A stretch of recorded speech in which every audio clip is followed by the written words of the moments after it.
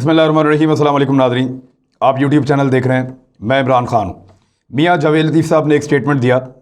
मियाँ जावेद लतीफ़ साहब से मेरे अच्छे ताल्लुकात हमेशा रहे हैं और बहुत मरतबा वो मेरे प्रोग्राम में तशरीफ़ लाएँ और उनके साथ एक अच्छी सलाम दुआ थी, लेकिन इस तरह की चीज़ की तवक्को बिल्कुल नहीं थी जो उन्होंने की है, जो उन्होंने कहा है, जो उनको बिल्कुल नहीं कहना चाहिए था।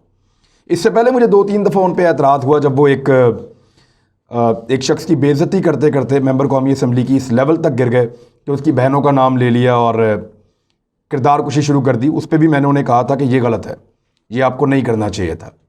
ज़ाती हैसियत में भी मैंने कहा था, लेकिन इस मरतबा उन्होंने सारी हदें पार की हैं और मैं चाहूँगा कि मैं लॉजिक के साथ जवाब दूँ उनकी बात का और कोशिश करूँगा कि इसमें जज्बात ना आए। तो उन्होंने कहा कि ज़रा एक मरतबा इसकी ऑडियो आप सुन लें ताकि हम उसके ऊपर बात आसानी से कर सकें। ये पाकिस्तान के फ्यूचर का मसला है और एक लीडर की जिंदगी का इशू है जी। मैं बिफोर टाइम कह रहा हूँ कि बीबी बेनजीर भुट्टो को जब इन खतरात का अंदाजा हुआ था तो उसने नाम लिए थे और फिर उसके बाद वो हादसा हो गया, मगर उस वक्त उनके वर्सा जो थे उन्होंने कहा पाकिस्तान खप्पे। मगर अगर खुदा न खास्ता मरियम नवाज शरीफ को कुछ हुआ तो हम पाकिस्तान खप्पे का नारा नहीं लगाएंगे। फिर क्या करेंगे? हम पाकिस्तान में जो लोग इसमें मुलव्वस हुए, पाकिस्तानी कौम उसको कटहरे में लाएगी और ये बड़ा हादसा हो जाएगा। ये मशरकी पाकिस्तान वाला रिप्ले मत किया जाए, पाकिस्तान पर रहम किया जाए। मतलब समझें आप, वो ये कह रहे हैं कि मरियम नवाज़ ने कहा मुझे धमकियां लगाई गई हैं, अगर इन धमकियां लगने के बाद मरियम नवाज़ को कुछ हुआ तो बेनज़ीर भुट्टो साहिबा भी जब उनका कत्ल हुआ था तो वो उससे पहले जानती थी कि उनको कत्ल किया जाएगा और वो सब जानते थे। उनको बताया भी गया था कि मोहतरमा आपकी जान ख़तरे में है, लेकिन इसके बावजूद उन्होंने रिस्क लिया और फिर क्या हुआ। और वो कत्ल के पीछे कौन थे? PMLN खुद हमेशा बताती रही है कि बेनज़ीर भुट्टो साहिबा के कत्ल के पीछे आसिफ अली जरदारी साहब थे। ये मुस्लिम लीग नून ने कहा, मैंने नहीं कहा। और मुस्लिम लीग नून ये भी कहती है उनके पास सबूत हैं और वो साबित भी करते रहे। मैंने इस पर एक वीलॉग किया है कि खालिद शहनशाह कौन था, किस तरीके से हुआ, रहमान डकैत का क्या किरदार था, उस पर मैंने पूरा एक वीलॉग किया है उज़ैर बलोच वाली स्टोरी में, आप जाके उसको सुन सकते हैं। लेकिन बेनज़ीर के कत्ल के बारे में तो ये कुछ और सोचते थे, लेकिन उस कत्ल के बाद आसिफ अली जरदारी साहब ने चाहे कुछ भी किया, उन्होंने पाकिस्तान खप्पे का नारा लगाया। पाकिस्तान खप्पे का मतलब है पाकिस्तान रहेगा जिंदाबाद, यानी पाकिस्तान टूटेगा नहीं। जो इन्होंने कहा कि हम पाकिस्तान खप्पे का नारा नहीं लगाएंगे, अगर मरियम नवाज को कुछ हुआ तो ये बहुत बड़ा हादसा हो जाएगा, हम ना सिर्फ कटहरे में लाएंगे बल्कि ये मशरकी पाकिस्तान वाला रीप्ले ना किया जाए। वो पाकिस्तान तोड़ने की बात कर रहे हैं। उन्होंने मशरूत कर दिया मरियम नवाज की जान को पाकिस्तान की सालमियत के साथ। ये है जी लुब्बे लुबाब। लुब्बे लुबाब ये है कि अगर मरियम नवाज को कुछ हो गया या उनके ऊपर कुछ हमला हुआ या उनकी जान चली गई खुदा न खास्ता, या उनको कुछ भी हुआ, तो ऐसी सूरत हाल में पाकिस्तान टूट जाएगा, क्योंकि हम पाकिस्तान खप्पे का नारा नहीं लगाएंगे, हम पाकिस्तान तोड़ देंगे। इसका यह मतलब है सादा सादा, साफ साफ, बगैर किसी लगी लिपटी के। वो ये कह रहे हैं कि मैं और मेरी पार्टी के लोग मरियम नवाज को कुछ होने की सूरत में पाकिस्तान खप्पे का नारा नहीं लगाएंगे बल्कि पाकिस्तान तोड़ देंगे। सादी बात यह है। अब पाकिस्तान तोड़ना हलवा है क्या? ऐसे आप तोड़ देंगे और हम टूटने देंगे? ऐसा तो नहीं होगा। लियाकत अली खान साहब को यहां पे गोली लगी इस मुल्क के अंदर, शानदार लीडर थे, पहले वजीर आजम थे, पाकिस्तान तो नहीं टूटा। जुल्फकार अली भुट्टो फांसी पे चढ़ गए, अवाम के हर दिल अजीज लीडर थे, पाकिस्तान तो नहीं टूटा। बेनज़ीर भुट्टो साहिबा की शहादत हुई, ज़ियाउल हक साहब की शहादत हुई, पाकिस्तान तो नहीं टूटा। बेशुमार हमारे यहाँ पे माओ ने अपने बच्चे कुर्बान किए, 70,000 लाशों का बोझ इन कांधों पे उठा के फिरते हैं हम दहशतगर्दी के खिलाफ जंग के अंदर। पाकिस्तान नहीं टूटा। बेशुमार पाकिस्तान के फौजियों ने, पुलिस वालों ने, मुख्तलिफ इदारे के लोगों ने, मुख्तलिफ पॉलिटिकल पार्टी के अंदर कुछ ऐसे लोग थे उन्होंने भी कुर्बानियां दी। ANP के लोगों ने दी, PMLN के एक सूबाई वजीर थे कर्नल साहब, उन्होंने दी, और बहुत सारे लोगों ने। पाकिस्तान तो नहीं टूटा। ये जितनी कुर्बानियां दी गई हैं इनमें हर कुर्बानी के बाद एक ही बात की गई कि पाकिस्तान ज़्यादा बेहतर अंदाज में आगे बढ़ेगा और पाकिस्तान की तरफ उठने वाली मैली आंख को हम निकाल देंगे। ये कहा गया हमेशा पाकिस्तानियों की जानिब से। लेकिन PMLN क्या कह रही है? वो ये कह रही है कि हमारा लीडर इतना कीमती है या हमारी लीडर इतनी कीमती है कि हम पाकिस्तान की सालमियत से ज़्यादा उसको अजीज़ समझते हैं। यानी मरीम नवाज़ की जान पाकिस्तान की सालमियत से ज़्यादा कीमती है और पाकिस्तान की सालमियत से ज़्यादा अजीज़ है। ये क्या है?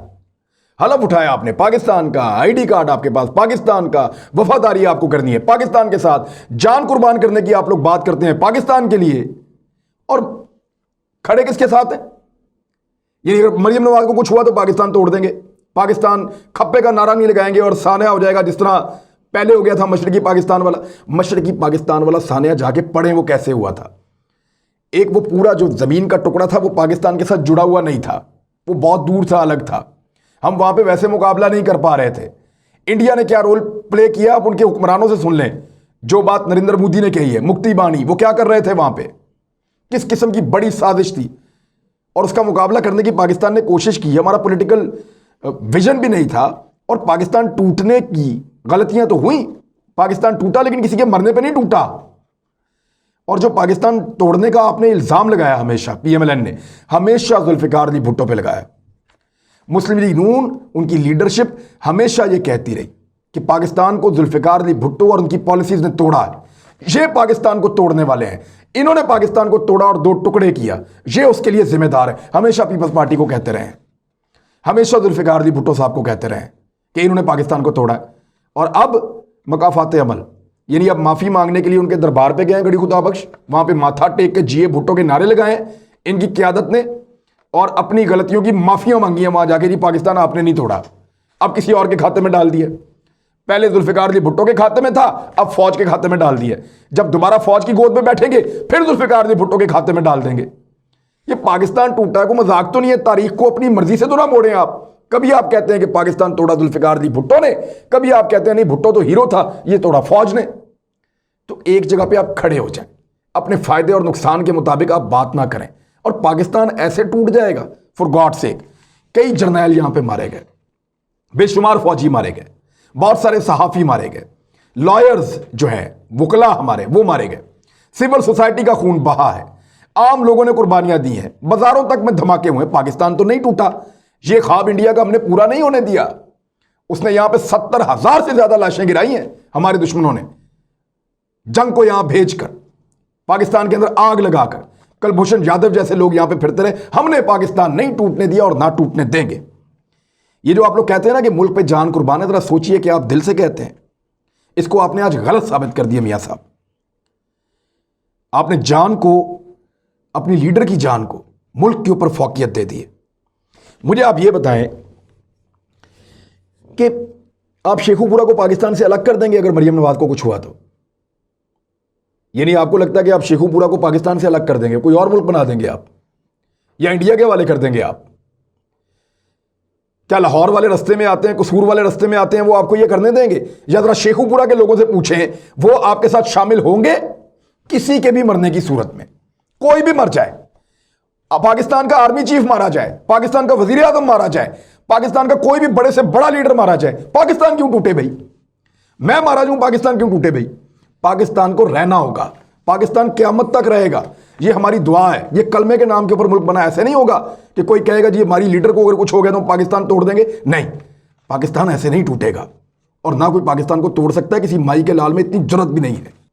इस मुल्क को इसलिए नहीं बनाया था कि एक ऐसे मुजरिम की बेटी जो झूठा बहाना बना के इस मुल्क से भागा है, दाव लगा के इस मुल्क से भागा है, झूठी मेडिकल रिपोर्टें बना के इस मुल्क से भागा है और बाहर जाके वो मेडिकल रिपोर्टें आज तक नहीं दिखाता। मैंने चैलेंज किया हुआ है कि अपनी मेडिकल रिपोर्टें हमारे साथ शेयर करो, अपने प्लेटलेस रिपोर्ट हमारे साथ शेयर करो, पता चले कि आप सच बोल रहे हैं झूठ बोल रहे हैं।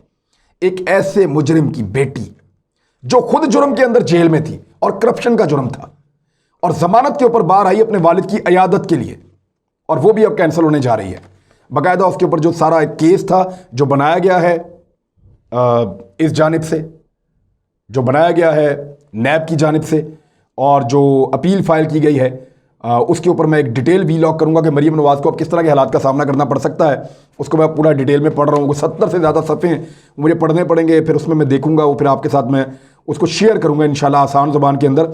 लेकिन जो खुद एक मुजरिम की बेटी है जो पाकिस्तान से भागा हुआ है, अदालती इश्तिहारी है, और वो खुद एक मखसूस किस्म के अदालती फैसले की वजह से पाकिस्तान से बाहर, ये जेल से बाहर है, और वो फैसला कोई इंसाफ के तकाज़ों को पूरा नहीं कर रहा। मैं साफ कह रहा हूं, आपको नहीं कर रहा मुझे नहीं लगता, मैं फैसले पे एतराज़ कर सकता हूं, और इंसाफ के तकाज़ों से उस फैसले का कोई ताल्लुक नहीं है। कई झूठ उन्होंने ऐसे बोले हैं जो खुद तस्लीम कर चुकी हैं, उनके लिए आप पाकिस्तान को तोड़ेंगे? एक इतने बड़े सच को आप तोड़ देंगे एक झूठ बोलने वाली खातून के लिए जिसको दुनिया मानती है? इतने बड़े सच को आप तोड़ देंगे? ऐसा नहीं होगा। अब मुझे ऐसा लगता है कि इससे फायदा उठाया जा सकता है, यानी ये बात भारत तक गई है, दुश्मन हर चीज से फायदा उठाता है। मिसाल के तौर पे मियां नवाज शरीफ साहब ने जो स्टेटमेंट दी है, उनको इंडियन मीडिया ने कैसे उठाया फौज के खिलाफ, फौरन पाकिस्तानी जर्नलों को वो नाम लेते हैं, इंडियन मीडिया फौरन उठाता है उसको, वो इसको एंजॉय करते हैं, पाकिस्तान के खिलाफ प्रोपेगेंडा के लिए इस्तेमाल करते हैं। तो इसी तरह मियां नवाज शरीफ साहब के खिलाफ, मियां नवाज शरीफ साहब ने जो भी कहा पाकिस्तान की फौज के खिलाफ, पाकिस्तान की रियासत के खिलाफ, उसको इंडिया ने इस्तेमाल किया। अब इसको भी इस्तेमाल करेगा। ये तो बड़ा आसान तरीका है कि मरीम नवाज के ऊपर अटैक करो, क्योंकि वो तो निकल रही हैं जलसों में, जुलूसों में, रैलियों में, इधर उधर, उनको तो बाहर आना है, और उन्होंने कहा जी मुझे खतरा फौज से, ये मुझे धमका रहे हैं, और उसका कोई सबूत वो आज तक दे नहीं सकी।